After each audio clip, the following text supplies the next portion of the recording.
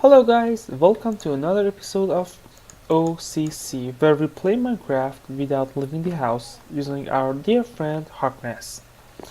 So this is the first episode I'm recording after the Reddit post and after the initial release of the two first episodes, and this is going to be episode 3. So, quick recap. In the last episode we wrote two programs where the Harkness would go out of the house and chop away some trees and then come back. And we got 10 oak woods, one of which is turned to a crafting bench for us. So, uh, let me talk about your ideas in the Reddit for a second. Uh, Thank you for your support. I wasn't expecting you to like this series this much, and I'm really glad that you're enjoying it because I was gonna do it anyway, and I thought that it would be cool to record it and show it to you guys.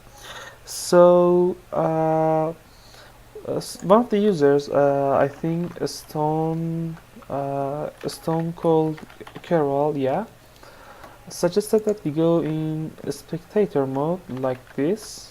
I was actually testing this before, and follow the robot around to see what it does.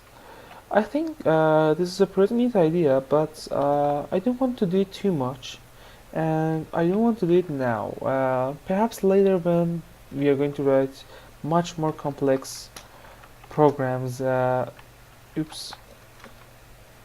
2. No. 0. Yeah, survival mode. Later when we are going to write much more complex programs uh, where Harkness would leave us and go around do things and come back half an hour later. We might follow our robot then, but for now I don't think it's necessary. Okay, so other than that, let me just skim through the Reddit thread for a second.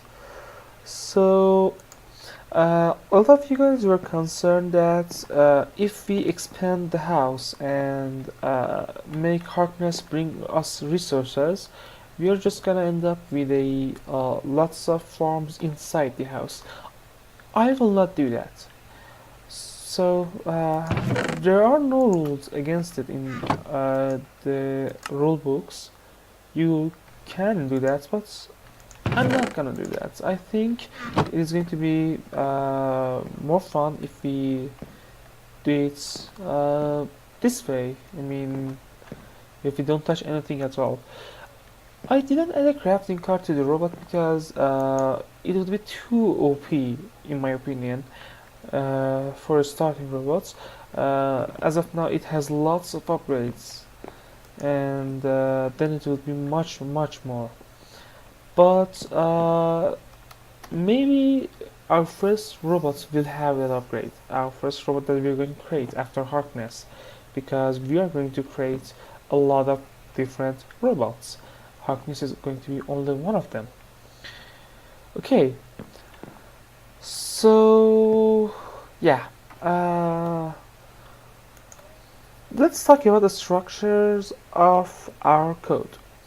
So you may know Unix file system. I'm going to talk about it briefly for those who are not familiar with it. So in the Unix file system, everything is in the root directory. This is called the root directory,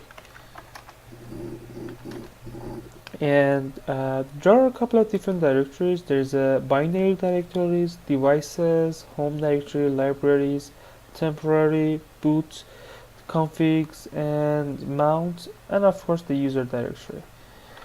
For now, I'm not gonna mess with these directories much. I'm mostly gonna stay inside the home directory, in which I have created two different libraries for ourselves. A library directory where we are going to put our library files like the move library that we were developing in the last episode, or the source directories where we are going to write programs. Okay, so you might ask, what's the difference between a program and a library? In my opinion, a library should not be able to run by itself. It provides functionality to your programs. So when I put the move file here, running it directly wouldn't make sense. Running this file directly wouldn't make sense, but including this, requiring this in other source files and using it there should be pretty awesome, I think. Anyway, let's get started. So let me switch to the editor real quick. Okay, and open up Win. What's taking so long? Okay. In the oh, I'm in the wrong place. Go to OpenComputers and then go to the hard drive. Yeah, fire up in here. Alright, you can see this is the root directory of the robots we just saw, and here is the home directory. Okay, so last time we were developing the move library, and we defined two acts, a forward act and a back act. Now, these are by no means complete. The robot could get stuck, and the challenge is real. It might encounter mobs, it might encounter blocks, unexpected blocks, or literally anything else, and it will just crash. I don't want that to happen, so let's see what we can do to prevent that. Switching back to Minecraft. Okay, so the robot is facing this way now. If I tell it to move forward, it will run without any problems. And if I say go back, should do the same, yeah. But if I stay in front of it and I tell it to go forward, it won't do anything and it won't raise an error. This is really scary for me now. So how should we know if the forward command was successful?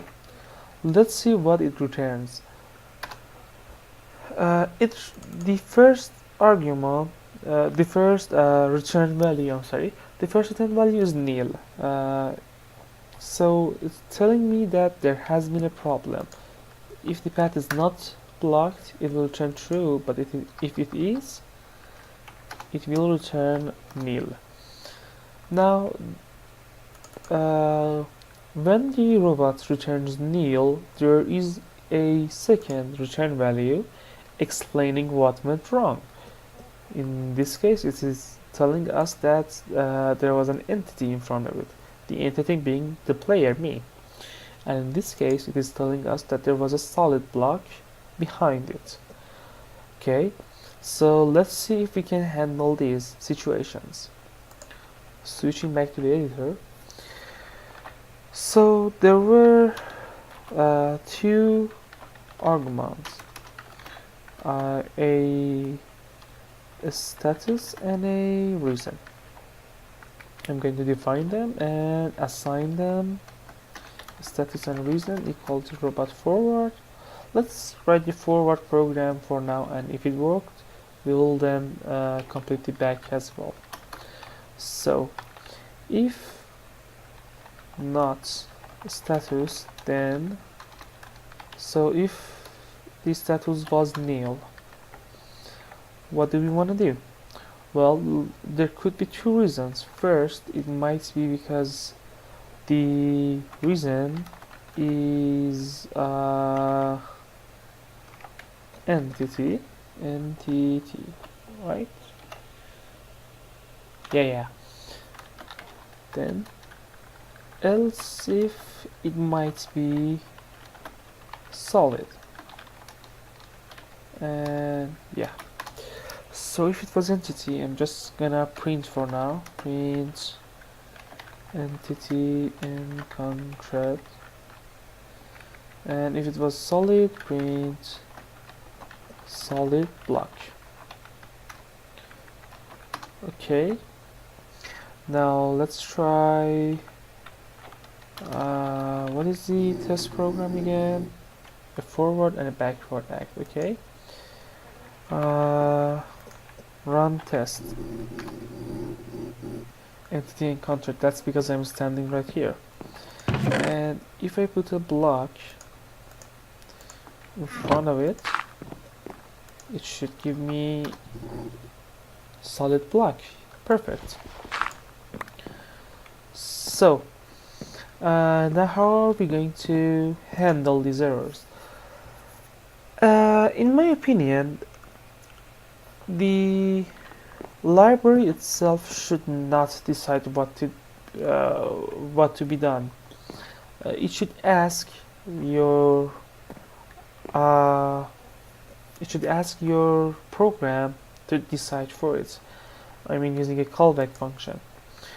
To simplify, let's just, if it was a solid block, I'm going to add another argument here, a callback argument, and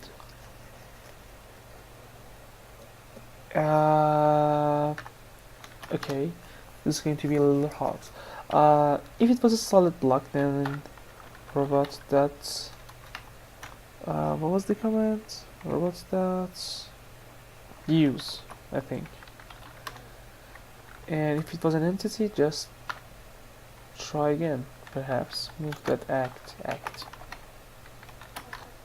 and of course try again as well.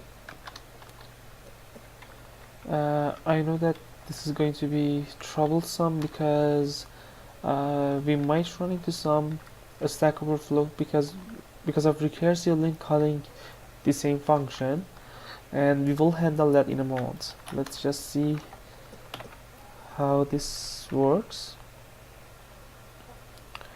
Okay, so yeah, and if I move away, it does its job. So what now?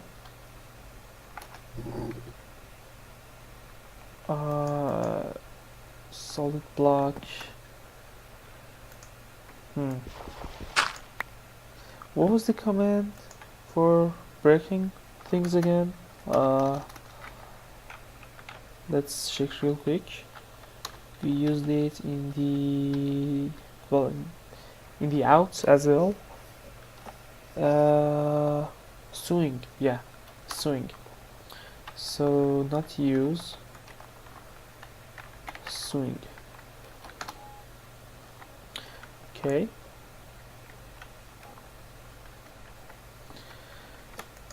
Placing a dash block there, calling test again.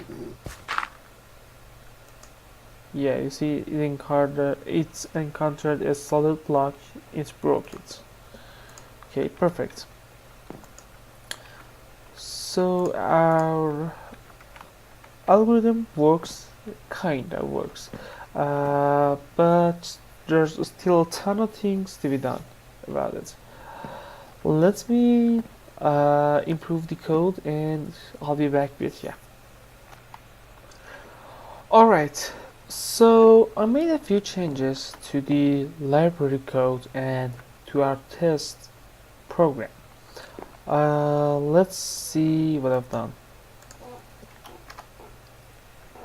CH data, okay. So here I get an extra argument called callback. This is a function.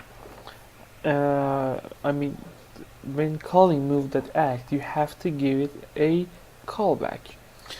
So if it was not successful here, it will call you saying, I was running this act and this happened because of this reason. What do you want to do? And that's it. It will no longer do anything. It might make sense to break the block or wait for the entity to move or some other thing, but that's not always the case. Sometimes you want to do extra steps. Sometimes you want to do something else. And here, this callback function is going to give you the ability to decide what to do. So, how I use that? Let's see. Here I have wrote a function called handler. This is the function that I'm going to give as our callback. So so it gets an act, a status, and a reason. If the reason is entity, it will print entity and just wait. Repeat it. Try to walk again. If the reason is solid, then it will print solid. And if the act was forward, it will try to swing again. Otherwise, nothing, and just try to move the act again. And that's it. Now I'm going to do the forward act with our handler and the backward act with our handler as well. So let's see what happens now. Okay, switching to Minecraft. And like before, if I run test, it will go forward and go backward without anything else. If I stand in front of it, however, it will keep telling me that there is an entity here. And when there is a block, it will tell that there is a solid block here. And yeah, that's basically what it does. Alright, so Harkness, our friend, learned how to basically move around, and now all we have to do is define more acts for it. And yeah, we have to complete this move.lua function so that the library performs better and supports different acts. Just a quick introduction to what I have in mind. I'm going to define an act for turning left, an act for turning right, of course, an act for breaking the I think swinging, I think, and another act for turning back. I might change these symbols to something else, but for now, that's what I have in mind for each of them. And I guess that's it. I'll try to complete this function and I'll catch up with you guys later. Alright guys, welcome back. So I added quite a few, actually a lot more acts than what I had originally planned. We have a F command which moves forward, a B which moves backward, and by the way, these are all similar except for the function that is being run here. So this is robot.back, this is robot.forward, etc. There's a U command for robot.up, there's a D command for moving down, there is a TL command for turning left, TR for turning right here, in case you missed the line, sorry, I moved a lot. TA for turning around. There is also an S for swinging forward, of course. SD for swinging down. SU for swinging up. P for placing a block, PD for placing down, and PU for placing up. And to test these commands and make our lives further easier, I created a program called run, which basically gets an argument and passes it to the act. So it is pretty straightforward. First we reload move. This is for reloading libraries, by the way. So Lua keeps loaded libraries in memory and does not free them unless explicitly told so. By giving this command, I'm telling it that forget the loaded package move, assign nil to it, and when I require it later in this line, it will evaluate the file again. So if I have changed the move file, it will understand that I have changed them and acts accordingly. Then I have used the shell API. This is for parsing the arguments. Now this is pretty straightforward. When I run something like run fs, args will be an array containing fs, and that's all we have to know about this line. If I say run fsfa, it'll be fs fa, and that's it. Okay, then we have a very basic handler where we get the act and print the error, just that.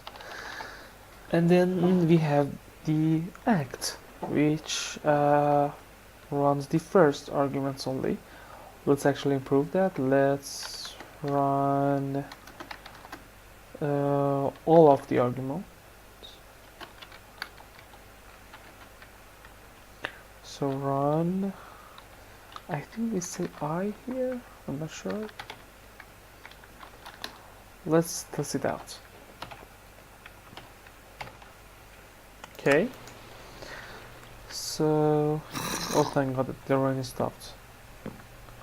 Oh, there's a zombie nearby. I can't see the zombie. Oh.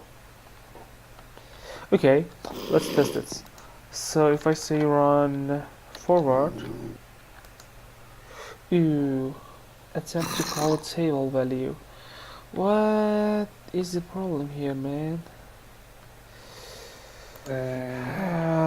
Let's see. This is probably something here. Okay, let's just quickly change it back to what it was. I can debug it later. So Minecraft and run forward, run back, now run forward again. It says the act forward failed because there was an entity, me. Now run back. It failed again, this time is because there was a solid object. Now let's try some other commands. Swing down. Yeah. Now place down. Let's actually switch this with a dirt. Yeah. Swing down again. Place down again. Okay, turn left. Turn right. Turn around. Yeah, perfect. Actually, let's just test these commands as well. And done. Okay. I think they all work perfectly now. So, what to do next? I think that's it for today, guys. We are already running out of time. For the next episode, I will further expand our move library. In case you guys want to, I will do it off camera, like today's episode where I do a bunch of coding and just come show you our progress, or I can do all of the coding on camera. Let's just quickly review the one of these commands actually to see what exactly they do. So for example, let's focus on turn left. Okay, so I'm defining two variables here, the status variable and reason variable, just that. Turn left returns two values, as we saw. It returns a status and a reason. It might omit the reason. In that case, Lua will just assign reason to nil. I'm sorry. And a status is a Boolean value. It can get true, it can get false. Sometimes it gets nil, which is basically false. There isn't much difference there. So we check the status variable, and if it was not true, i.e. if it was nil or if it was false or any other value that is not considered true, we will call our callback function and ask for help. Just that. That's it. That's all our act function. So guys, thanks for watching, and I really appreciate your support, and tell me what you want to see in these videos, and tell me if you want me to do something crazy. I'll probably share the codes on GitHub later this week, and I guess that's it. Have fun, see you later.